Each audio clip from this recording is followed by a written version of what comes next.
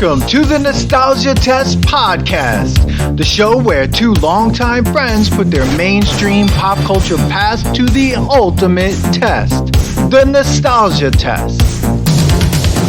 All right, well, welcome to another episode of the Nostalgia Test Podcast. I'm Dan Dissinger here in LA, and here are my longtime friend and co-host there, Manny Coelho in New York. Manny, how are you on this fine evening? What's up? Guys, if this is your first time at the Nostalgia Test Podcast, this is where we put our pop culture past to the test. Dan and I decide whether or not something stays nostalgic or it passes the nostalgia test, which means that it is still enjoyable today. Make sure to subscribe for new episodes. Follow us on Facebook and Instagram at the Nostalgia Test, and on Twitter at Nostalgia Test. Come to the website, sign up for the email, suggest a test, and the website address is thenostalgiatest.com, or go old school and email us at thenostalgiatest@gmail.com. Dude, I'm ready to do this. This was a fun test. It was fun to, I say a couple, like, I wouldn't even call them one-liners, but I like imitate some of the things that happen in this album. So I'm excited. I love this. Like, it's because I had listened to this album, and I guess, we'll just let everyone know like what we're doing. We're putting to the test the comedian Brian Regan's album, Brian Regan Live, which came out in 1997. If people don't know who Brian Regan is, Brian.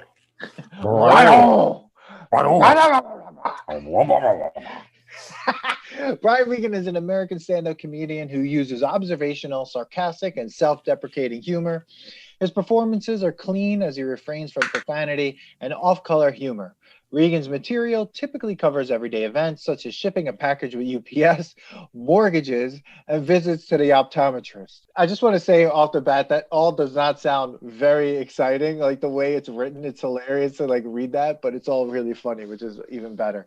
While he does not define himself as youth-oriented, Regan makes frequent references to childhood, including Little League Baseball, grade school spelling bees, and science projects. He incorporates body language and facial expressions into his act.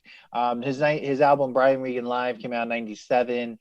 I think it is a really great album. I had fun listening to it. Besides that, we have to put it to the test no matter what. And I have to say that, it was fun because I've listened to this a couple months ago. I started listening to it again, and I forgot how funny it was. Dude, this is a good album, man. I find it one of the best talents as a comedian. I don't think if you don't curse, I mean, if you curse in a show, hey, that's great, and if you can make it work, great. But I think there's a different skill of keeping a joke clean and making adults still crack up and lose their mind about it. There's only a few people that I can remember, and I always enjoy it for some reason, just because the wordplay that needs to come out is even more inventive. You could tell they work out the joke in their head. He doesn't want to curse. He doesn't want to just put, the punchline with a fuck or a asshole or whatever, and he just keeps it clean. And I feel like that's such a talent and a challenge. And I enjoyed going back to this album. I hadn't listened to it in a very long time. I listened to a couple of other jokes from some other albums, and I know me and you went and saw him. I think it was at Westbury Theater in the Round. My cousin Sandra and Rob were there. Yeah, they came with us. Yeah, I listened to this album way after it came out. I think the person who got me into this was Jeff. Shout out to Jeff Marati. He got me. He's the one that threw the Mitch Hedberg CD out the window, but then ended up liking Mitch Hedberg. But he got me into this because I remember him listening to this, and I fell in love with Brian Regan right away. And it's definitely fun to listen to him. But again, he's another one where if you've seen him, it makes even listening to the album more enjoyable because you could picture his face. You could picture his expressions. Yeah, no, Brian Regan's got some of the best facial expressions, and I think what's great is when we did see him live, one thing I remember from that live performance is just losing my mind. It's a losing my mind. Like, he was so funny that I couldn't stop laughing because he is so high energy, and his jokes are they're relatable. They're super relatable. And like, I was trying to think about like how we've done 3 comedy albums now, right? This is the 3rd one. We did the Dane Cook episode, we did the Mitch Hedberg episode, and I feel like when I think of the Dane Cook album, the main thing that we had a problem with was how the punchlines were all physical, right? Mm-hmm. Mitch Hedberg, amazing one line, great writer. Brian Regan, I'm not gonna say he's like a Mitch Hedberg, Dane Cook like merge, but he has that like observational humor of like a Mitch Hedberg sort of, while at the same time the physicality of the Dane Cook, but his punchlines aren't physical. They're like emphasis. So you could listen to this album and just be into it immediately. I was just like, everything right from the beginning, like the U2 stuff when he's just like, yo, toe. Don't know how to use the U2 phrase. Don't know how to use the Just in U2. case I left the cab and I said to the cab driver, he says, have a nice flight. And I say, you too. Just in case you fly sometime. Yeah, that's all I'm trying to say. That's all I'm that's all I'm getting at. Man. The waitress says, enjoy your meal. Like, You too. You too. I'm a moron. Every time you're on a break, Just in case you eat sometime. Meal. I don't know how to use the U2. I mean, it's great. And like, you can imagine his face, because his face is just all like, brr? Like, yeah, sort of Scooby-Doo like. Yeah, he's a character, and like his body motions and stuff. Yeah. It's really funny. It's funny. The guy who announces him sounds like the guy who was at the Laugh Stop on the Mitch Hedberg episode.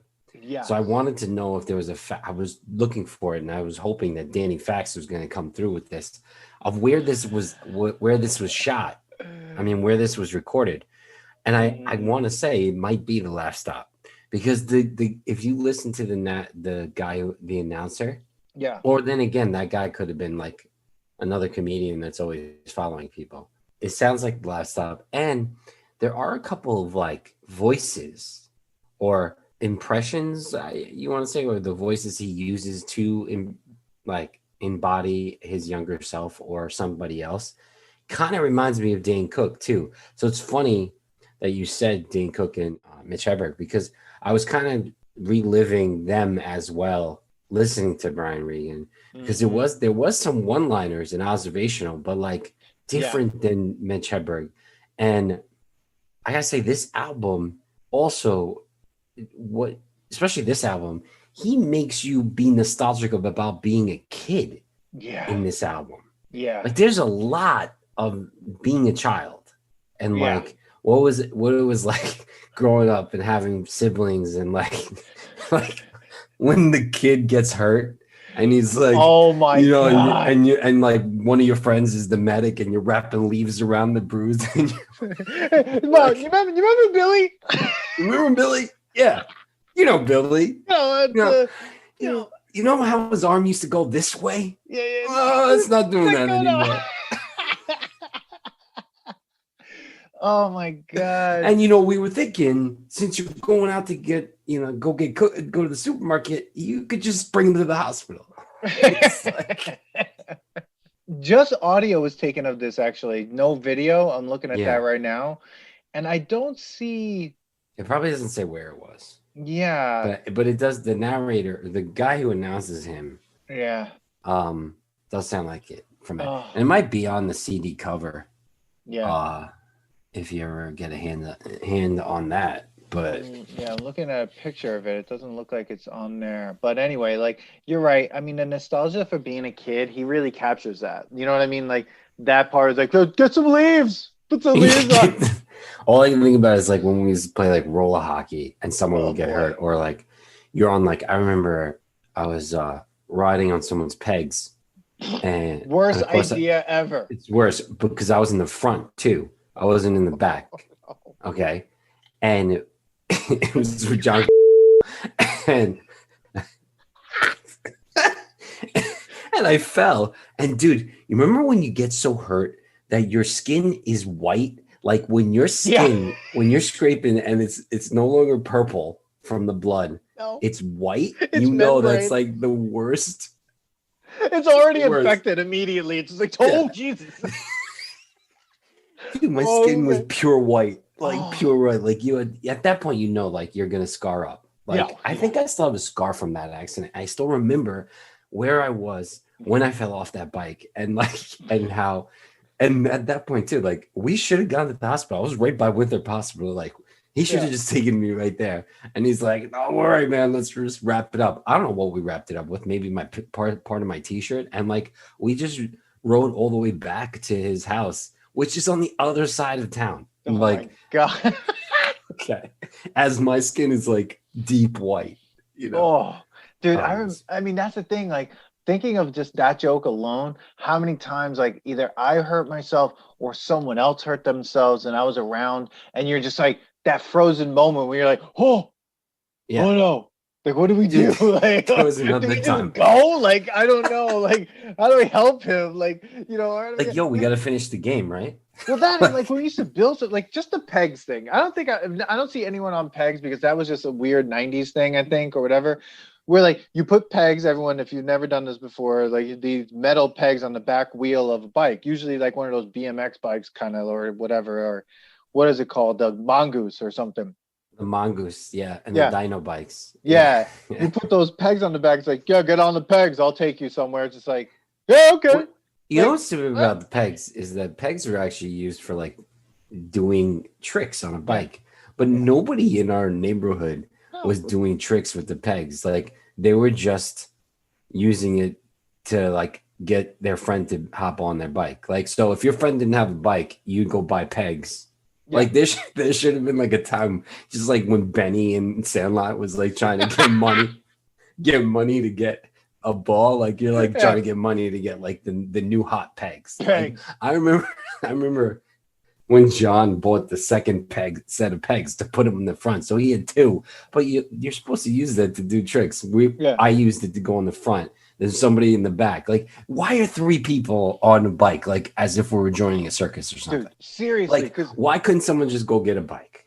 No, and the other, I used to, when I was hanging out, when I was a kid, and I remember James had a bike with the pegs, and then someone got on the pegs. He's like, I'm like, yo, I don't have my bike. I don't know why I didn't have my bike. And he's like, oh, don't worry about it. Sit on the seat. I'll pedal. I'm like, what? So you want me to sit on your bike? Where do you want me to put my feet? Oh, no, it was just me. He's like, put your feet on the front pegs or the back pegs, and then I'll just pedal. First of all, that's a horrible situation. Your ass is in that person's face. But you didn't care back then, man. You're just on a bike. Like, this is a good idea. And it's two wheels. That means two people have to balance this out. Get the hell out of here. You're not making any turns. No way. And as a thing, like listening to that, I was like, oh my God, I remember like coming back from the Wilson Park pool and I had my towel around my like shoulder. Bad idea. Because what happened? Riding my bike down a hill, the fucking towel gets caught in the pedals. It's like, and then the bike locks and you're like, what? And then you just fall over the bike. And it's like, my friends are all sitting there and it's like, oh, oh man, this is ridiculous, man. Yeah. No, that whole joke was like so nostalgic on that one. Yeah. And then there was the other one I really liked when he says he had the station wagon. This reminded me of Billy D'Elia. Shout out to Billy. Thanks for coming. Check out episode 20, everyone. Go back. Thanks for coming on Roadhouse. Check out Roadhouse. So he had this in his station wagon where we would go on trips and you'd be on that little seat in the back, which was the most uncomfortable seat. And it wasn't even a seat. No. You're like, your storage. It's not. Yeah, your storage. That's it. And he's like, and you're facing the other way. And he's like, those kids back there, whole different trip. Like, you did not have the same trip. And it's like, I wonder what the signs say. And then made you sick. I hated sitting in that back seat in the station wagon, like facing opposite, like traffic's coming at you. And then that's the weird part. You're looking at people driving and you're just like, where do you look? You can't look at them because you're just like, Well, that's what Brian says in his joke. He's Yeah. like, you're just playing like that. You don't want to stare at the guy looking at you. It's so weird. It's so weird. I mean, I remember like my dad always had station wagons. It was I don't Yeah. know why, and all I did was make fun of him for it. I was like, why are we buying these fucking cars? I'm like, we're getting another station wagon. I hated station wagons, and they always had that like bench seat in the front. Yeah. Except one station wagon that we had, which didn't have a bench seat in the front. But now, you know, there are no station wagons. It's like a car that kind of vanished. There are kind of station wagons, but not like that. There's like they have like a crossover yeah, is what they would be called. But like I remember that seat back then, your knees were in your chin. yeah, because your feet Like were like up. they didn't have the little dip that they have now. Like Yeah. kids haven't made. Yeah, they don't Okay. get it. They can plug in like USBs back there now, iPads. Like Mhm. we had to play license plate game, right? Okay. And imagine you get in a fight with the kid that's sitting next to you Oh, happen all the the time. rest in of my the car. trip. Happen all the time in my car. I could imagine. Don't look out my window. Dude, we're gonna be in the car for 22 hours. Like, I mean, but Wait. also, He had a window.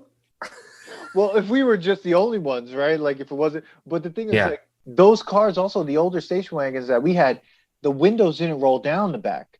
It was only that stupid window that went just to the side a little Oh, bit. the little It tilt. popped open. The Yeah, tilt window. yeah. The window for cigarette smokers. They like put Yes, their that's thing all that that was able was. to ash. You know, That's ash all the that cigarette. was, and it faced away from the wind. Yeah. So like it Yeah. wouldn't add more drag to the car. Right, exactly. So like I got motion sick all the time. So I always had my face up against it, trying to breathe cold air, like just like and so if I got caught in the middle though, the way Brian Regan talks about the hump, like if I was like alter, it's like, I got the hump. He's like, I I would play die, the opposite man. game. It's like, I got the hump, that's the hump, it's the best seat, right? Yeah, Brian. Yeah, it's the best seat. Oh my god, that was a good one. One of my favorite jokes on this album still is the one of them. I mean, there are many I want to talk about, but like the spelling bee joke, because Oh my god. I don't think you This could hits me hard. Yeah, If anyone knows me, everyone who's listening, everyone that's I listening. am a fucking terrible speller. I one time spelled my own name wrong. And it's a joke it's a joke that is told every time we all hang out. So yes, Oh my god. I'm a terrible admitted speller. So when he makes sure he does the guy, it's like yeah, the one kid he knew he didn't even want to be there the whole time. So he's like, cat, K-A-T, cat. And he's like, I'm out of here.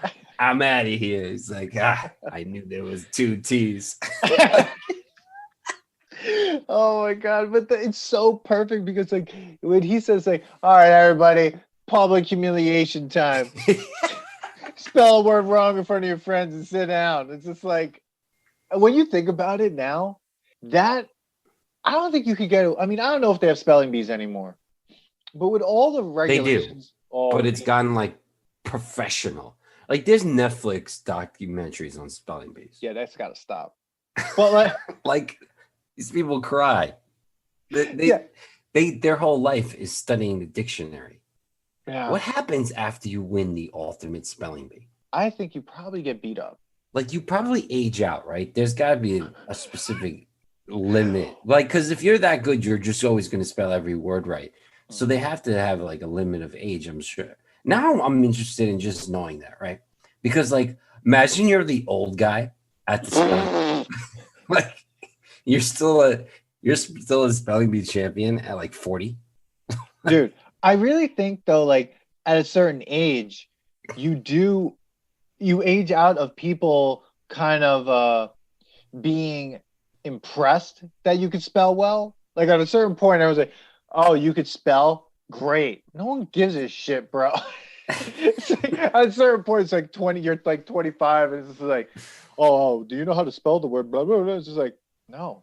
Like, I mean, it's good. It's good for like trivia games. Like if you're on a team and you have a really good speller on your cranium team, and they like get the yellow card, like yes. you need that person. Like Yeah. my wife's really good at spelling. Like she's always the one on my team that spells that. Like when I get the card, everyone's like, oh, here we go. Here we go. All right, so here it is. Although spellers must be no older than 15, there is no minimum age to qualify. So you can't be older than 15. But apparently you could be any other age. Apparently you could be. Brian, are you a moron? Oh, apparently. And that's the nostalgia test tangent. Yeah, if you like our tangents, you'll love all the stuff that we put on Instagram. I mean, because they're like tangents themselves. So definitely follow us on at the Nostalgia Test on Instagram. It's like we have some good stuff up there. Like, review, subscribe, and share. Yeah. Please, guys. That's the only way we keep going. Everybody finds out about us. If you like us, please review us. Give us a good review, 5-star review. Pass it along. Share our tangents and our tests. Yeah, and definitely share. Definitely, because we're doing some Instagram lives. I don't know when this will come out. I don't know how many we'll have at that point, but you can check them out on our YouTube page, but you can also check them out on Instagram. They're pretty hilarious. So. All right. Hey, what about waking up, when the science project's due? Yeah. I remember waking up that day. It's like, oh no. Dude, that was the best. Because his face must have been so, oh no. Oh, that's today. Oh no. I had 9 months to work on the project. I did nothing. So I put a cup of dirt. It's like, Brian. So what is this? Oh, it's a cup of dirt. It's like, well, tell us about it. It's a cup with dirt in it. Cup of dirt. Just give me it out. Call it cup of dirt. So these are the kids. They're getting their project back. Like they're backing in their project a flatbed truck. This kid can't even zip his own pants, and he built a volcano. And then he's like, the kid comes with the origami. Was it not origami? What does he call it? The planetarium thing. The diorama and the planetarium. The diorama. He's like, you're breaking ground there, Copernicus. No, what did he say? Copernicus. Yeah. It's like the yellow one is the sun. The big yellow one is the sun. All right. Can you tell us what the other planets are? The yellow one is the sun. Okay. Dude, but it's so funny because I remember that type of shit when I was a kid in elementary school. I remember doing a science project, and I did one I remember 2 distinct projects for my science fair. Oh my God. One was on magnets that I didn't build. My dad loves this shit. He helped me build it, but my dad's like, "Oh, I'll help you." He basically goes, "Get out of my way," and he just like pushes you aside. He's like, and then he goes, "This is how it works. Now I painted this side red on the magnet, and this side doesn't have paint. So what it shows you is like when there's 2 negative. What I'm like, how do you know this shit? Like, so dad tapped into some 5th grade shit. Yeah, and then my job was to basically copy out of the encyclopedia what magnets are and write it on his. And then the other one was the Morse code project. Dude, my dad built a thing that actually he built it. A piece of metal and everything on a nail. You hit the nail, it was hooked up to this battery pack, and then you hit it. It's like, no way, he did it. Yeah, and so everyone's that's awesome. Oh, Dad, how does this work? It was like, well, you push this down, it hits the nail, and it makes the sound. It's like, yeah, I don't know. Morse code. I love that your dad did that. It's like all of a sudden, like that. All these projects were just so your parents would get involved. Oh, dude, my dad loved that shit. It was so funny. I remember I had my dad. This wasn't even part of class. This was a Boy Scout thing. Remember the derby, the wooden car? Oh God, I got a good yes. Bro, I remember I was again late and I had to get this thing in, and I brought it over. My dad had a construction company then, and I brought it over, and his head carpenter, he stopped the job. He's like, make this now. And they made a Porsche. A fucking Porsche. Here you go. Oh, the kids are like square wheels. Yo, but I lost because I didn't know that there was like a weight limit. You got disqualified. Yeah. I don't know if I got disqualified from that, but I know my brother at Boy Scouts. Did you do the one with the boat, and then you had to blow the boat, like blow the sail, like it blowed across the water? Probably. So my brother won, but what was funny was like his boat wasn't tipping, and everyone couldn't figure out what was going on. So when they put it on the trophy or whatever that he won, the Boy Scout leader was just like the troop leader guy. He was like, "Oh, what's this?" My dad had taped or like, and he's like this nail. He figured out if he puts 2 nails underneath the boat, it would weigh it to a point where like it would just bring it down so it didn't tip as much. Yeah. He was like, that's a fucking asshole. He's just like, yeah, I just put that there. And they had to give him the trophy. Yeah, he was like a tiger cub. He was like one of those Tiger Scout things. So they're like, yeah. Oh, whatever, who gives a shit? It didn't matter. The person who was in charge of my Boy Scouts was an alcoholic. Like we were, no one gave a fuck. Hey, they're going through bankruptcy right now for all their lawsuits. So. Oh God, I never went camping. We were in Ozone Park, Queens. It wasn't like we went to some park once, and my dad met us halfway through. And he was supposed to come, and he didn't get there in time. And I remember walking through this park, and I'm like, I don't know why my dad didn't come. He's coming in the opposite direction. And you see my dad. He's like this tall monster of a man. He's got his members-only jacket on, his hands in his pocket all the way up here. And he's like, everyone could see this, right? And he's walking into the forest like, hey, how you doing? Like, what are you doing? They're like, yeah, you can come into the park and see this tree. If you chew this tree, it's spearmint. And then you hear these are onions. I'm like, I'm not chewing bark. Thanks. Weeblos.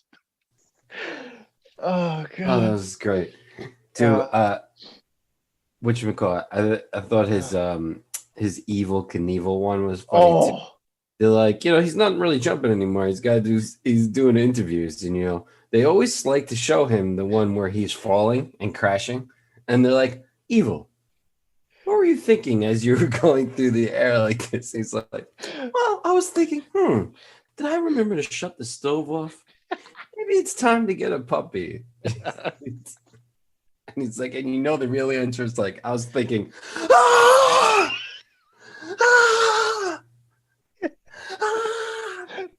wait, that's about right. Oh my god, dude, seriously, every time he screams on that album, I lose it. I totally lose my mind. He's great. He goes with the when he goes shatter. When he's talking about baseball. First, that whole baseball joke, the whole section on point. That whole thing was so on point. He's like, I got introduced to Little League Baseball. Guess where I went? Right field. And he's like, Brian, you got to turn around. And he turns around. Okay. No. Stop. Brian, stop. Oh, you mean half turn. He's like, the best thing was that no matter what happened, you get a snow cone at the end. And he's like, Brian, how you doing? Snow cone. Play half game, get still not as a half snow cone, full snow cone. So I'd rather play half game and get full snow cone. That reminds me of my nephew, because when he doesn't care about game, he's like more of a gamer, so he doesn't care about physical sports. Like, so my sister was telling me the other day that I'm like, oh, how was the soccer game? And she's like, oh, he played, and then he was just like entertaining and like joking around with his friends and getting them to laugh. And then the coach was like, hey, Dylan, get ready. You're going back in. He's like, no, I already played. Like, I'm fine. Yo, I love this kid. I wish I thought of that, because every time I was on Little League, I was just like, oh man, I got to go up to bat again. I was like, I don't want to do this. I was like, please. I did 2 years of Little League, and I was like, I hated every second of it. It's funny though. We used to get the slush puppies too at the end. Like you'd go to the slush puppies at the MMA stand. Yo, they or don't have PLA. those. Yeah, I was like MMA. Not MMA. Guy like gives you, PLA. puts you in like a half MMA Nelson. stand. Drink this. Enjoy The your yellow brain one's freeze. the sun. Dude, they don't have slush puppies anywhere else. Like, that's like, if anyone knows what it is, it's like literally like ice pellets Sugar. and like water, sort of, and then just sugar, just syrup.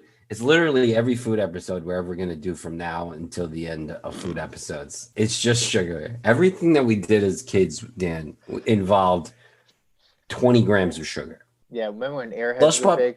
That's exactly where you would go to. Yeah. It'd always be like high school like students behind doing like the cashier stuff, right? Because all of a sudden you're okay as a business owner leaving a 16-year-old Yeah. to man a register. Yeah, here, you're responsible. You're not going to steal from us. It's all cash. No problem. No problem. Get to it. But like, it was funny when he's like, let's hear some chatter. He's like, what are we, rabbits? He's like,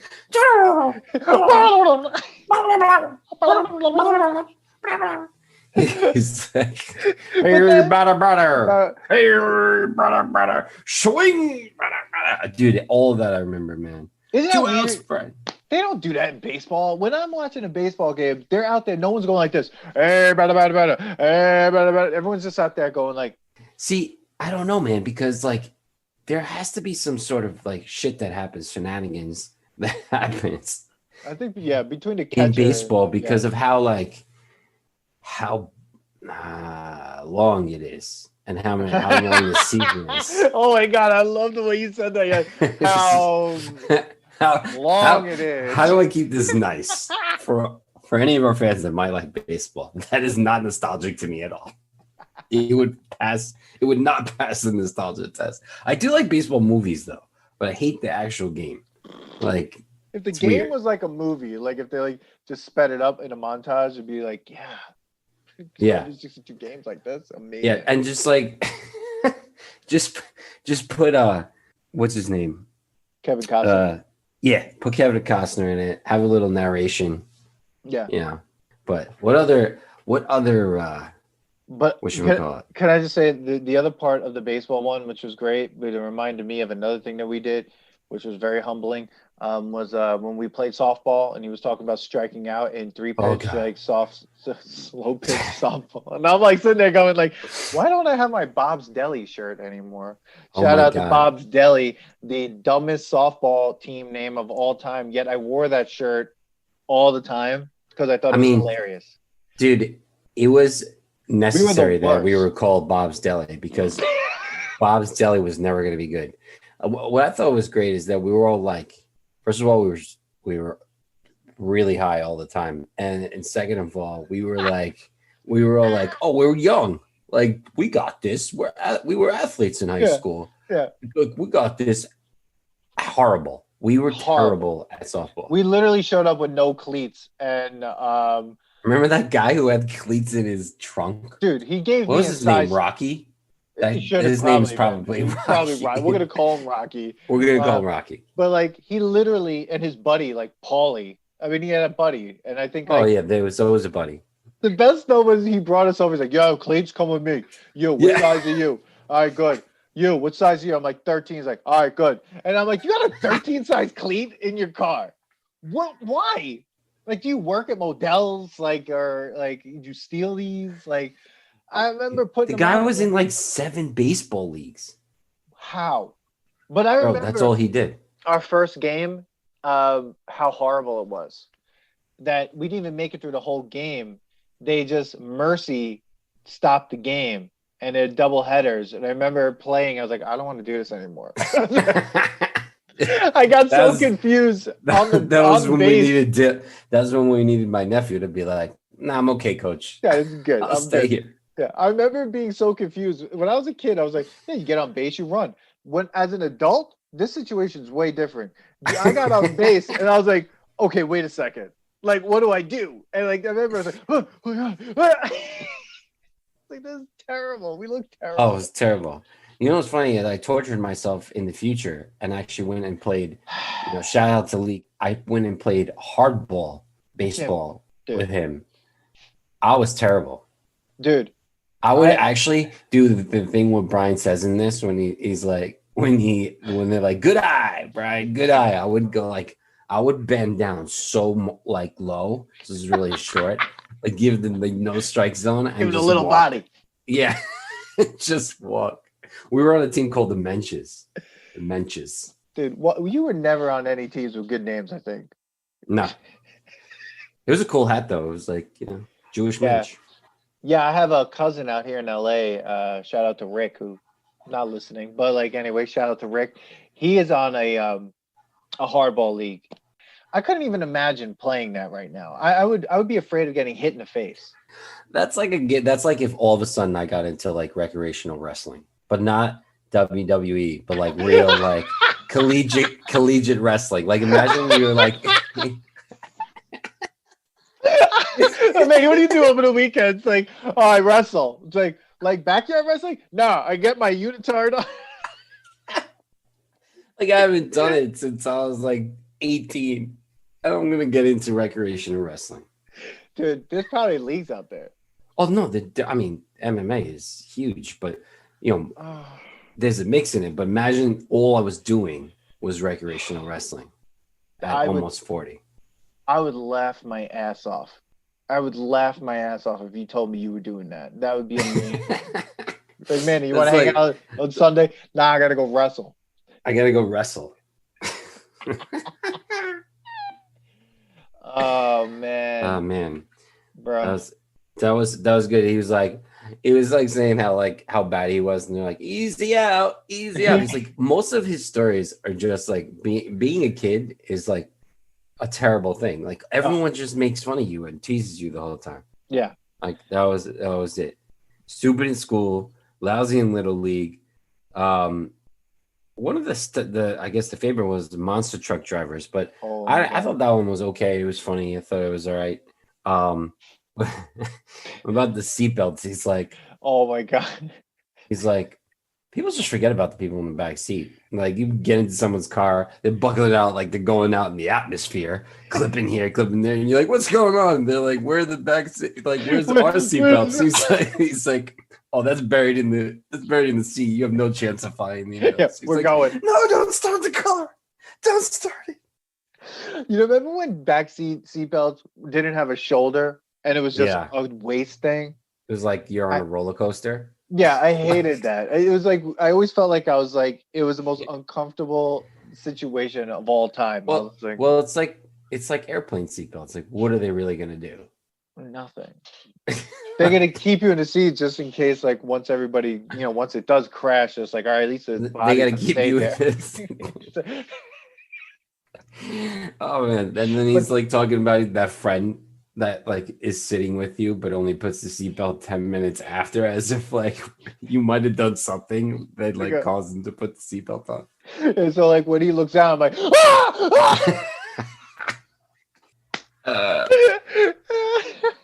Oh my god, that's great. Dude, driving is the worst. So I remember being in a car, actually even just getting your license for the first time. I remember I was driving some people during one of our summer jobs, that great amazing custodial job that we all used to do. Love it during the summer. Shout out to Billy. Yeah, shout out Billy was a custodian too. Oh, shout out to Billy. Summer custodian. So was Dave.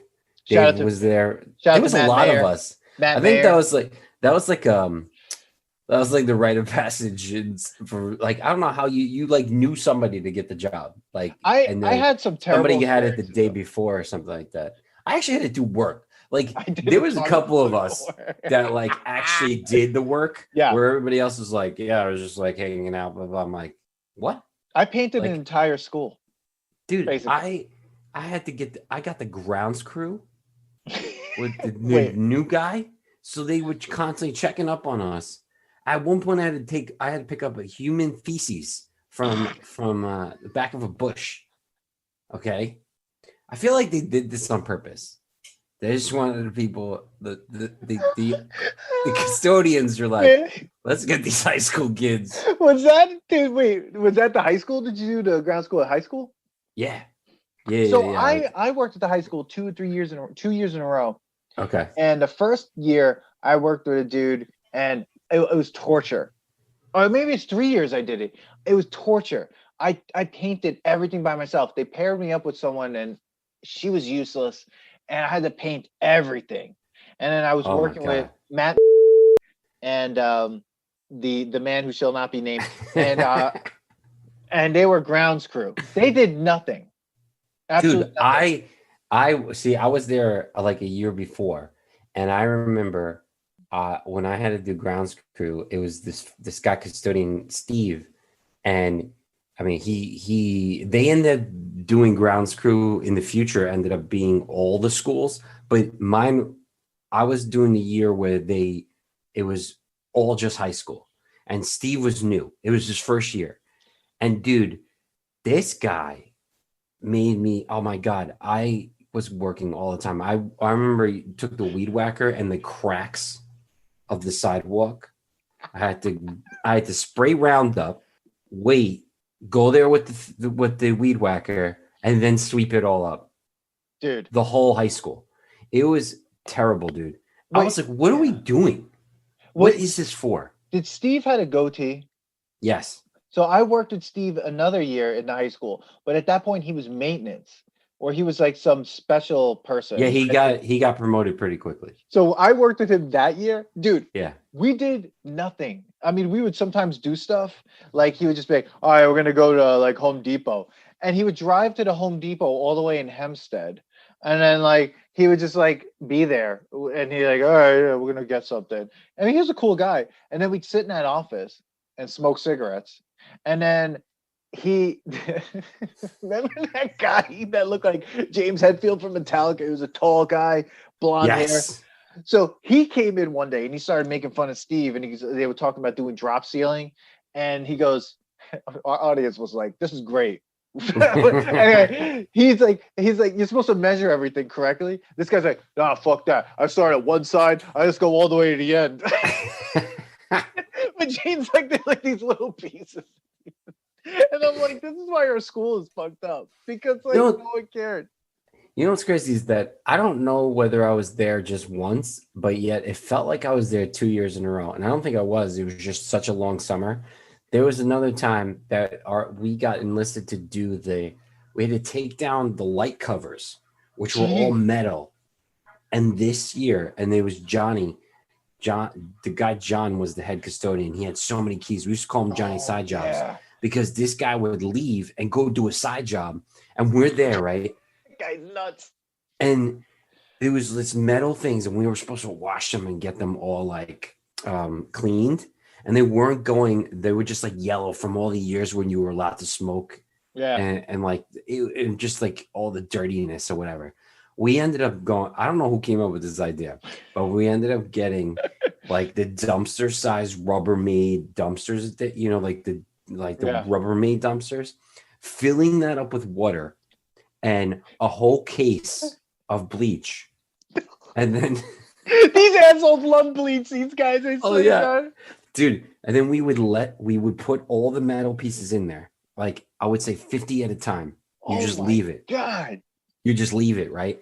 Everybody's just sitting there. We're all just joking around. You know, they're making fun of us that we're young and we don't know how life is, blah, blah, blah. And I was like, you guys are making fun of us. Yeah, we're sitting down watching literal paint dry, basically, kind of. So like we would take it out, and now all the paint basically just got deteriorated off. So now it's like bright white, but it wasn't like, I think it was like a lot of the paint just fell off and like a layer of paint fell off. Like, you know what I realized what we could have done is gotten spray paint and just spray painted. Dude, everyone at that school is crazy. I worked there. I worked 3 years doing this job. I did Cross Street first.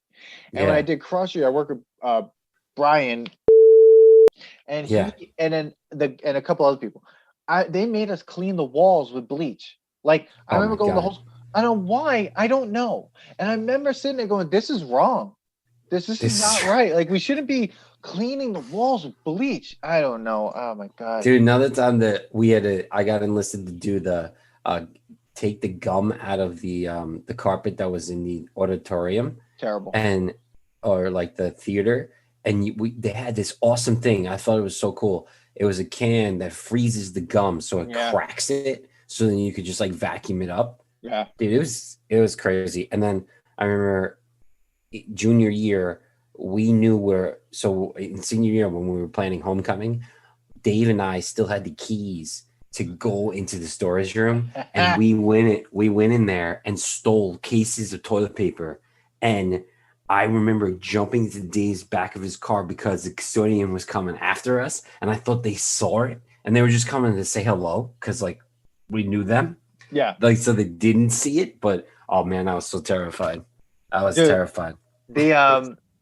I remember they made us wax the floors too, which was weird because that was like the most important job. Yeah. And they were like, "Oh yeah, just wax the floors." Like, I'm like, "How do you do that?" Like with a mop. I'm like, "That's what?" Like, so we mop the wax on. He's like, "Yeah." I'm like, "That's not what I thought was gonna happen." I'm like, "I thought you were gonna get that machine." I thought you use a machine. He's like, "No, that's how you strip the floor." He's like, "When you wax it, you use a mop," and I'm like, "Yeah, that's all you do." Man. That's so oh my god! Oh my god! If you love this podcast and you're a sponsor out there, you want to tip me? Yeah, you can email us at the nostalgiatest@gmail.com. So, that's right. Brian Regan's getting us to be nostalgic. That's what I'm saying. This album is like nostalgic in itself because it just makes you that's why it's so relatable. Because like look at all the things we're talking about, all from his jokes, and that's also like all those memories flash through my head as I'm listening to the joke. Like when he's talking about the kid party, they like pinned the tail on my neck. He pinned the tail on my neck. Dude, that was the worst game. I still think about like, why did they let us do this? Like, why did they let us do this? You spin, and like in my head, you spin the kid in a circle, and then you just go, "All right, go." It's like, go. But all those games, I feel like were set up to like make kids feel bad about themselves, especially musical chairs. Musical chairs. Oh my god, is the worst game. No one should play it. He's like, when I first walked in, I was like, doesn't look like we have enough chairs here. It's like, all right, walk around. And there was always that guy, there was always that kid that like walked really slowly and was like trying to get us just like, yo, move, let's go. Yeah. I was like, you know what's crazy is, I mean, I like competition, so it's not, I was just like, what is that game? Like, it's so dumb. It's just, and it's only funny when you're the spectator. Oh, yeah. Because, like, it's just ridiculous. But it is anxiety inducing game. Oh, God. All kid games were. All kid games were just like really badly conceived. Like, I don't know if we talked about it on the podcast yet at all, or maybe it's an episode we didn't post yet, but that stupid game when you were a kid, 7-Up, heads down, thumbs up, let's play 7-Up. Did you play that when you were a kid? Please tell me you played that piece of shit. I did. When I think back, what was the point of the game? The point of that game was to put your head down, thumbs up, you played 7-Up.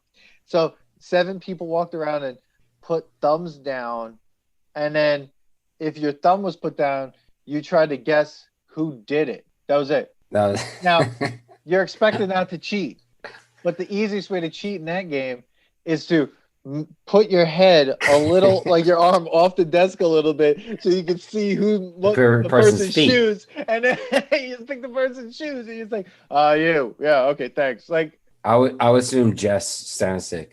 Yeah, I'm calling you out, Jess. You probably cheated at that game. Because you're a cheat. Just kidding, Jess. Don't worry, Jess. We're just joking. Oh God. I mean, did you do prank calls? Because like when I heard his prank calls piece, I was just like, oh my God, that does me. Yeah. I did. I used to do prank calls, but like they were so stupid. Like some of the prank calls were just me hanging up. You know, like so none of that is really that funny, but I was like cracking up about it. I actually I did some prank calls when I was in college because we were high. It's doing stupid shit at the Vermont houses when we were like 20 of us. We would call up. We used to crank call one of the girls, this girl Danielle. We knew the number to the Vermont house, so we would call up. And my friend Matt, shout out to Matt. Matt's definitely listening. He always listens. Thank you, Matt. Appreciate it. He called Danielle and he's like, "Is your refrigerator running?" And she fell for it. She's like, "What?" He's like, "This is the service department. We just want to know if your refrigerator's running." And she's like bending down to check to see if the refrigerator's running. And I was like, "This is so stupid that this childish game is like so much fun for us." Dude, I remember. I think Steve. Shout out to Steve and Brian would tell me about prank calls they used to do, and they had the greatest thing. They would just like call someone and literally started with like, "Guess who?" So guess who? Oh, shout out to Steve. Steve hates this episode. We're getting along too well on this episode. Oh, Steve, you're getting a lot of, we're getting a lot of listener mail on how much they don't like you. Zero mail, but it's funny listening to that because I'm like, that is, I think I was nervous about doing any sort of prank calls. I thought prank calls I would just like feel like, I mean, I don't even like making phone calls now and like having to call and then like be like, oh, they're going to, that's when like *69 and *68 or whatever. That ended prank calls. *69. Yeah, totally did. That ended it. And caller ID. Yeah, that ended all of it because you couldn't think about Jerky Boys started like fading around that time. Yeah. There's the one of my other favorite ones here, and I talk about this. There's 3 things that humans look weird doing from afar, and he brings up 2 of them: spider webs and bees. Oh my God. Getting attacked by a spider web. Well, not you don't get attacked by a spider web, but walking into a spider web, getting attacked by a bee is the funniest shit to watch because you're the only one that knows what's going on. He's like. Everybody's watching you from afar and you're just swinging and shit. Yeah. That was great. The other thing is strange is watching someone eat a banana. Because they think it's strange. I feel like everyone has this panic over eating a banana. It's like, eat the banana. It's just eat the banana. Eat it. Eat the banana. And guys, stop watching other people eat bananas. You're the creep watching. Why are you watching people eat? Exactly.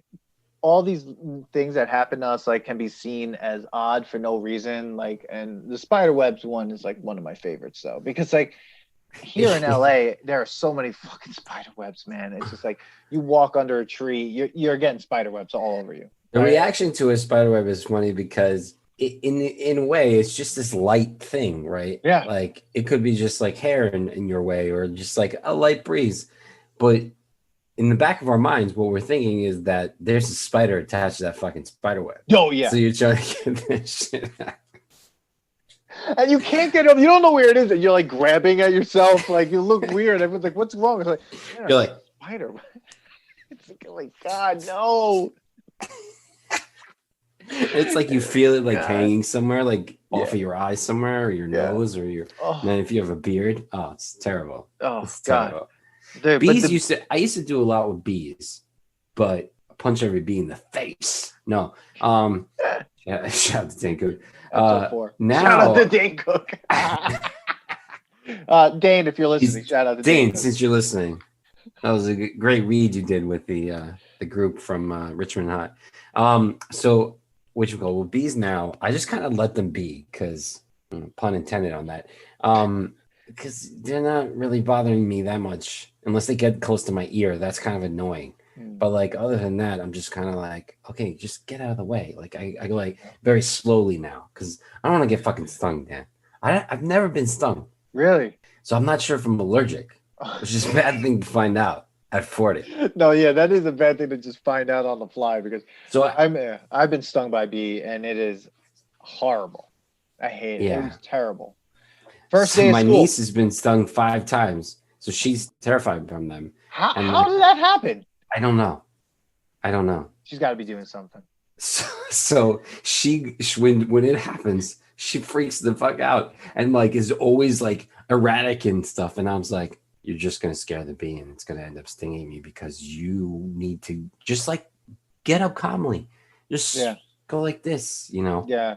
Or like I people who are mad at like Yellow Jackets because Yellow Jackets are yeah. fucked up and they're awful and they're waste. But I'm like, that guy's a dick. He's gonna get. He's an asshole. Yellow Jackets are assholes. You know what's funny? Like here, we have hummingbirds, and I love them. It's like the You animated see them? all the time. We Oh, see I them. love hummingbirds. Yeah, but what's funny about hummingbirds is that when I used to walk on, when I was working on campus at USC, when we were allowed to work on campus, I would walk on the campus, and sometimes the hummingbirds fly so quickly that I thought one almost like went straight into my head, and Oh like god. I'm the only one ducking. No one else knows what's going on because they're so quick. So like, here's a guy. If you see it, I'm just walking. I'm like, whoa.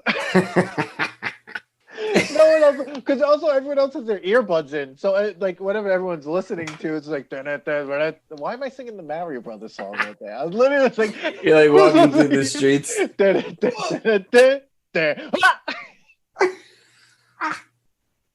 If someone's headphones fell off and I heard that they were listening to the Mario song, I'd be like, okay, I need to know about this. This guy's gonna eat his shroom soon. Yeah, hummingbirds are awesome. Hummingbirds are awesome. Yeah, These are not. Now we have murder hornets, so I mean, I don't even know. Oh, good. Yeah, but the regular bees know how to kill that. So yeah, great. There was another one that I really loved, the elevators. I was just looking at that one. What I was trying to remember that one. That one is literally a New York one. That's a New York joke because like when he's talking about how like you get on the elevator and you're like, is that the one where he's hitting the doors closed? Or no, that's not. That's from another album. He does another elevator joke. No, this one's the one where you get off the wrong floor and then you have to come back in and explain yourself. Oh. Like they all look the same except for the large 5 that's on the wall. In a later album, he does another elevator joke where it's about New York specifically, where he goes, yeah, you know, in certain places, people get on an elevator and they hit their floor and then they wait there. But in New York, they hit their floor and then they hit closed door closed, door closed, door closed. He's like, and if you don't know what button the door closed one is, it's the one that's worn out. I'm the only one that does that here. Sometimes I'll hit door closed. No one else is doing it. Everyone's just like chilling. And I'm like, when I was in an elevator. Now I don't know. Like I got places to be.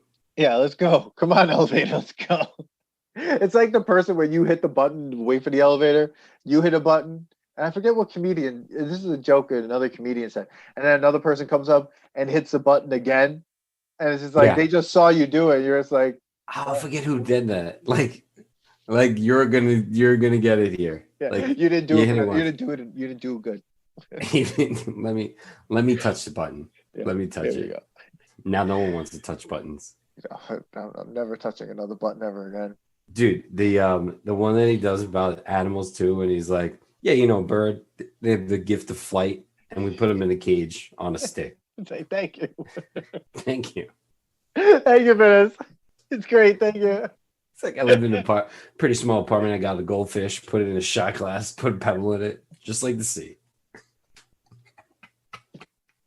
I can't help it because I had fish. I always felt bad. I'd like keep adding the fish in the tank. It's like, a 10-gallon tank, there's like 12 fish in it. Oh, we had a fish tank, and then one day there was a massacre that happened. Or just a plague because Dave forgot to feed it. Feed them. And one time, no, they just all died. I think it was just one feeding. No, he forgot to feed them. I don't know. One day we were all sitting there. Dave was gone. I don't know where he was, and Nicole's like, "What's floating in the fish tank?" And we had like 100-gallon fish tank, and we turned the light on, and it's just 50 neon, like they were called neons, just laying dead. I was like, when the fuck did that happen? It's like we get pets like that, like fish. Like it's just a countdown at that point. Like that's all it is. It's a clock. Like you're just like, all right, here we go. Let's put the fish in there, and all right, today's Tuesday. Yeah, I gotta do something next Tuesday. So once this fish is dead, I know what to do. Fish to me is like buying a plant that doesn't need that much watering. Like you're doing well, but it may just die out of nowhere. But those are like I remember I had all these fish and they were goldfish, sort of like in the goldfish family, right? So then I got a new tank, and then I got this catfish that I guess I didn't find out if it was compatible because I Oh didn't know you God. had to figure out if fish were compatible with each other. That's something I never knew. You just thought they lived I was like, yeah, it's just fish, like whatever. copacetically Yeah, in like the in the world of water. yeah, I didn't know they were racist. So like, so I put the Fish are catfish. racist. So I put the catfish in the They're tank. fishists. Yeah, exactly. Yeah, it was like I don't like this motherfucker. So I put the catfish in there, thinking, yeah, he's gonna clean up the, the tank. Oh, Every you thought it was gonna be like an algae eater. or like just Yeah. catfish help clean the tank. Like yeah. So I didn't know. So every day went by, and I'm like, why are my fish look like their fins keep like getting smaller? And I'm like, I Why don't do know they what's look going terrified? on. A fish all of a sudden don't look as jolly as they did last week. Yeah. So I was like, I don't know what's going on. And so like I would take the pH balance of the fucking water. I was doing all that stuff. I was like changing the water. I was like, I don't know what's going on. Then all the fish died. Every single one of them. And they looked like they had been eaten alive. And I'm like, what the fuck? So I asked the guy at the pet store, he's like, oh no, that catfish not compatible. Killed all your fish. I was like, what? So I remember I had one fish left, I think, or two or whatever. And I was like, I don't know what I'm gonna do with this catfish. I don't want to like flush it. So I go to Mike, shout out to Mike, and I'm like, you want this thing? He's like, hey, I'll take it. So he puts his catfish in a tank, just the catfish, right? And all my fish died. They couldn't be saved. And I'm like, Mike, how's the catfish go? He's like, dude, the thing is huge. It's huge now. I'm like, well, what are you feeding? He's like, nothing. I actually took some water out. It's sitting there. It keeps growing, and it's in 6 inches of water. We can't. Yeah. I went thing just eats algae. literally just in like 6 inches of water, and I'm like, Jesus Christ, man! You can make an appetizer out of that thing. Oh my God. Dude, we got to get Mike on the podcast, if anything, just to tell stories. Fuck, like we'll just like, are your stories nostalgic? The birds thing too. I don't know. I had birds. Yeah. Not as many as Dave does. Shout out to Dave. This whole episode is filled with shout outs. And that's a nostalgia test tangent. But it is weird to me to think like you have a bird and yeah, it can fly. And I love how Brian Regan gets that. He's just like, yeah, thanks. I have a gift of flight, and yeah, this is great. Put me in a cage. I already read the newspaper. I'm gonna white it out. Yeah, I lost my birds. I basically opened the cage and they left. I think as a kid I just wanted to see them fly. They left. Goodbye. I had a hamster once. That was interesting. Yeah, I didn't have a hamster, but I had turtles for like 2 days. Why do we have these pets? I'm trying to figure out like this joke. Just makes me realize it's like, what are these things that we decided like? They're not. I mean, I'm gonna probably get chastised for this, but they're not pets. They're not. They don't know what you know. They're not showing any love. They're just in a place that they're not getting attacked by predators. Yeah, and you're feeding them. You basically just save them from that, but like they don't know that. They have no idea. Like if a turtle didn't like, my grandma has a turtle, because somebody gave it to her and they didn't know how to they didn't want to take care of it anymore. This thing's massive, right? And turtles live, and I was just talking about this because I had just lost I just lost my puppy, 16 years. Shout out to Rocky. Oh, love this guy. Miss him every day. And me and my wife were saying how is it that dogs can only live for 16 years? And yes, people that are listening, I am a dog lover and only a dog lover. And yeah, if you have other pets, good for you. Okay, fine. But this is our show. We just lost all our listeners. This is what I'm talking about. All right. What's not nostalgic is pet fish, lizards, geckos, snakes, and you know what? Turtles. Because they live to 100, and what do they want? If you took that turtle out of whatever you have him in, pond / tank, he would leave. He would not come back looking for food. He would leave. Yeah. He doesn't know where the food. He's just gonna keep going looking for insects, and then a pelican is gonna come down and swoop him up and kill him. Okay, so all you're really doing is saving this guy from death from a predator. Yeah. Literally, I mean, it's so weird when people get pets like that. I never understood it, and that's why I love this joke so much, because it names those two things. This is and then that's the thing about his jokes, they compound in your memory and they bring up all the stuff that we've been talking about. And it makes me think of people who've had snakes as pets, or my mom. What the fuck? My mom had a friend when we were living in Queens. They had a ferret. John had a ferret. That thing scares the shit. That thing scared the shit out of me. It's a rodent, and it's trying to hurt you. And they used to walk it. Stop walking things like that. Don't put it on a leash and go outside with it. You look like this person's walking a ferret. It's what are you doing? It's when I had a hamster, we had that ball, and the hamster used to walk around, right? Why? It wants to leave. It wants to go. You're torturing it. Went down the steps, and it's just because you wanted to get the hell out. Oh my god, we gave it a name. Ferret, and then the hamster, it reminds me of the witches. You just set up all these different obstacles for them. They're having a great time. No, they're just looking for food. Yeah, they want to find tight space to protect themselves because they're looking for food. And they're gonna bite. Why do I know that? Because I have 5 mice that I had to discard of this weekend in Vermont. Okay, yeah, that wasn't fun. Okay, they were just dead because we're poisoning them. Yeah, if you're a mice lover, great, good for you. They're great test subjects. Oh my god! I'll take comedy style. This episode is sponsored by Lithology Brewing Company out of Farmingdale, New York. It's a nano brewery. Come down. Ingredients: 60% New York ingredients. Edit point. That brings me to whale noises is one of my favorite ones. Oh my god, whale noises. It's the best is so the guy's his whole job is to tell you how the whales are feeling.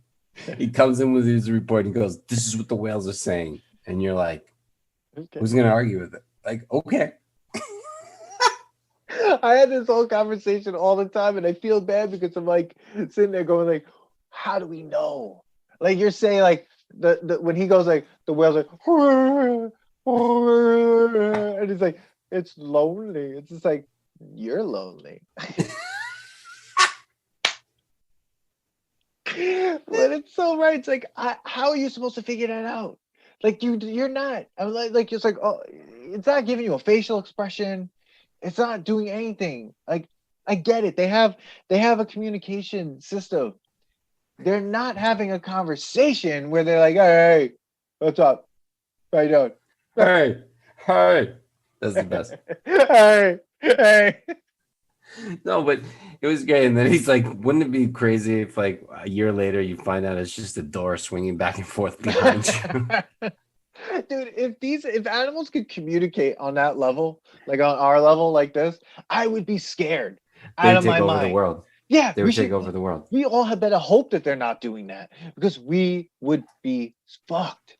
If all the bugs were at least the size of our cell phones, that's the smallest bug, we'd all be dead. Well, dude, that's why murder hornets is scary as shit.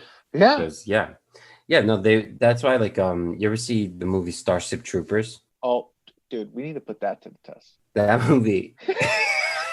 That movie is crazy. That movie is crazy, but it's all animals. I mean, it's all bugs. Dude, they could lift 100 times themselves. We'd be fucked. Yeah, when you see an ant lifting a stick or something, it's if that ant. Thank God that thing isn't that big. I'm glad it didn't evolve yet. I don't want to be here. I won't be, because I got a couple years left, but maybe 40 if I'm lucky. But imagine as if the earth is still here and animals keep evolving, and they're one animal does get as big as let's say the size of a Boston Terrier. So like a bug that big? Holy like shit. imagine a bug 30 pounds. No. That's an alien, dude. That's an alien. Because like think about how scared we get off of a bee and spider webs. Yeah.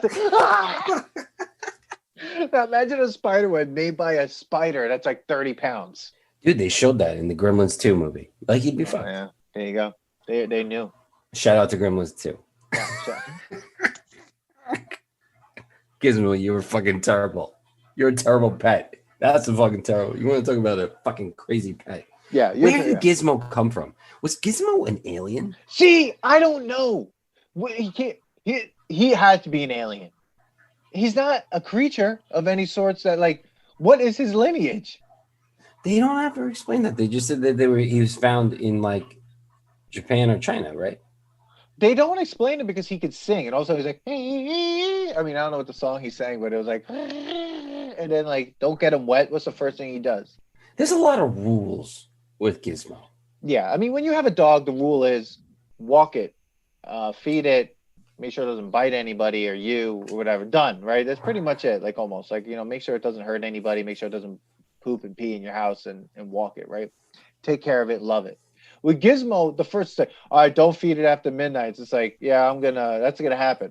Because I remember all the times I got home late, like when I had my dog, the first thing I did was like, I make a sandwich. 2 in the morning. And then here's my dog like, hey, and I'm like, here. Yeah. Oh shit. Now imagine my dog had the rules Gizmo had, and I fed I'd be like, oh shit, not again. Oh man, that's it. Not again. Gremlins 12. And why is it that that's like his allergic reaction, that he just like makes evils of himself? Like, what does he do otherwise? Sing. He sings in a cage, by the way. He's in a cage. Yeah. He's in a bird cage. So when they first see him, he is in a cage. Why? I can't believe we just went on this tangent. And that's the nostalgia test tangent. But think about it. His sole purpose is to create bad gremlins. I feel like his sole purpose is to create the end of the world. Like, he is the, like, you know how, like...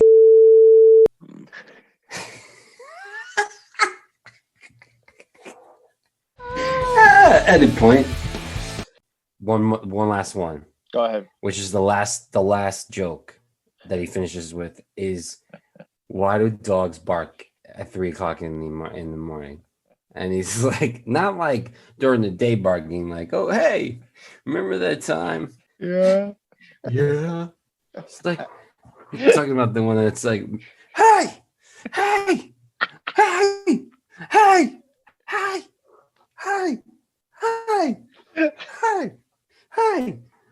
Oh my god. Dude, do you remember the movie Turner and Hooch? Yes. That was with Tom Hanks, right? Yeah. So you remember that scene when the dog is outside and he's doing this? He's just barking for no reason. And Tom Hanks runs out there and is unaware. He's like, what? He's like, what do you want? Like, you're not hungry. You're not eating the hamburger. You're not eating the bun. Eat the bun. You're not thirsty. You're not drinking the orange juice, the water. It's like, what do you want? You want me to make you a margarita? Shut up.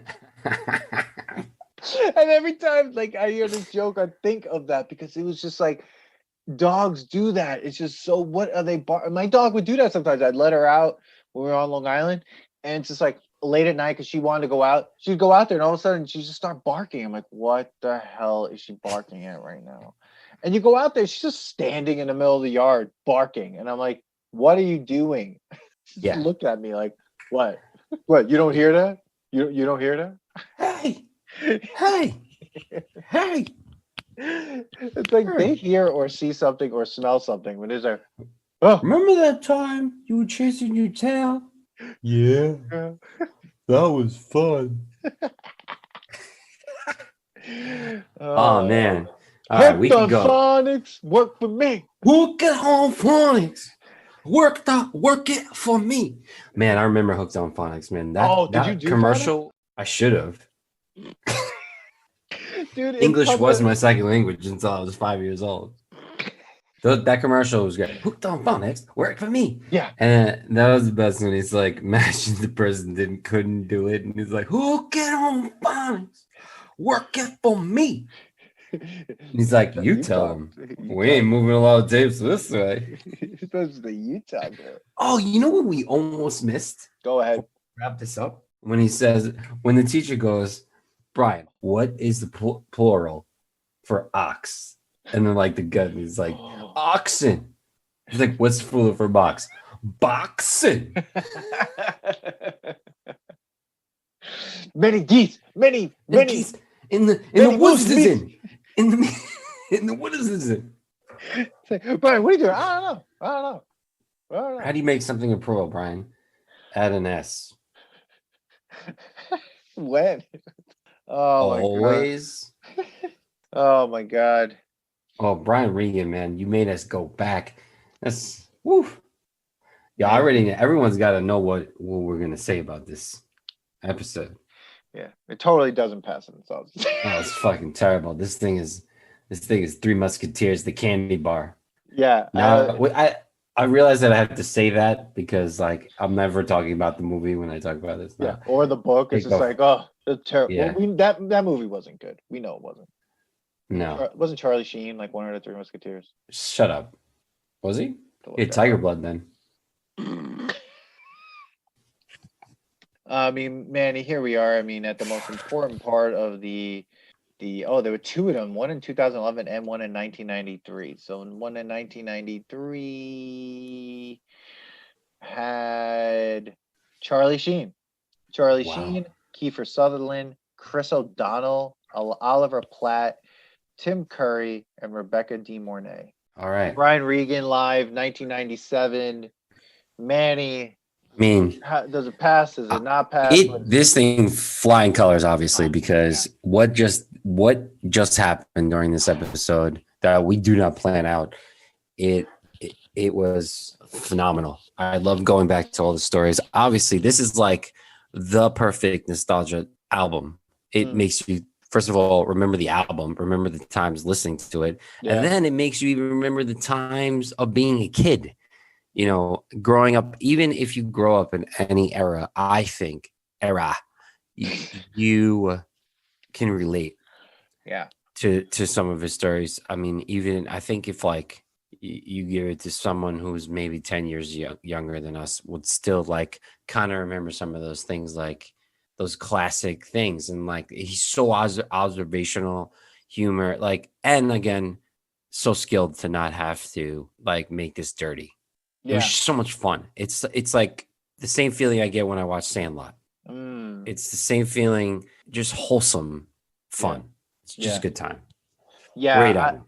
I agree. I mean, it passes with flying colors. It was just so much fun to listen to and then talk to you about. I think like even the jokes, I'm thinking still that there were jokes we even talk about, even like the idea of his name and like when people give him. Brian. It's Caroline, Brian. Caroline. Sorry, Carolyn. Oh shit, we missed the one was like, how's that baby doing? No, that's something you guess at. Never. How's that baby doing? Baby. So you know, words are coming out of your mouth, and it's just like, oh no. He's like, take good care of the luck you might have. I was just like, oh, my name's Amy. Oh, A-M-Y. It's like, no, A-I-M-Y-E-A. I was like, oh. I was like, what's your, Brian? Yeah, B-R-X, the letter Q, number 3. It's very hard to say my name. Oh, man, yeah. Oh, God, it's still going. But, like, I think Brian Regan's album passes the nostalgia test. I think you're right too. Having a comedian be able to do this and make jokes without cursing and create punchlines that are just fun and amazing and also in a time where like we need to laugh, we need this, and the skill that he has of writing these jokes without curses as punchlines or pauses and stuff like that really goes to show that you can be funny and get as many people in on the joke as possible, and it doesn't have to be too crazy. Passes with flying colors with me too. Brian Regan live. Very relatable. Yeah, absolutely. Whew, well, Manny, another great episode. Like, subscribe, comment, share.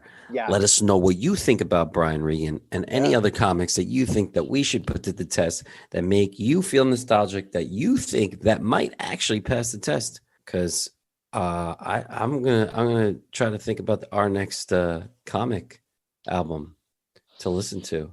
Go to our website, thenostalgiatest.com. Right there on the right side of the website, all the way at the bottom of the list, it says suggest a test. Click that, suggest a test. Let us know what you want us to test. Join the mailing list. It's all on that same side.